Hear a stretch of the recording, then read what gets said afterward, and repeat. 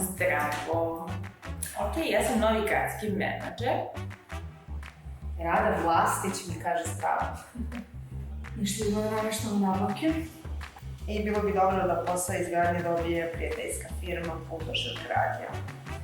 Ok, raspiši nabavku ili ipak bez ukrasa ili da uđem u pregled. Uđu u pregled, ajde kao nije baš da neću, a nije ni da hoću.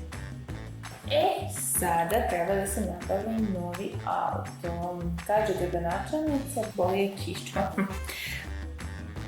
Hajde da uđemo mi ipak u pregovore s ovom firmom. Da vidimo što nude, možda je nešto povoljno. A opet me hvali gradonačelnica. To je to. Ostaću ja na ovom mestu i ću napraviti.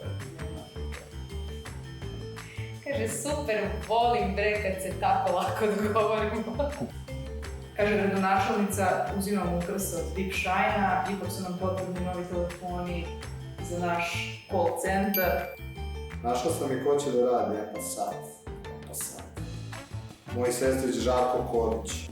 Imam 10.000 evra, ali još nisam otpuštena. Vidiš, ja balansiram. Malo nerviram gradonačelnicu, malo sam korumpirana i tako mogu da je traje.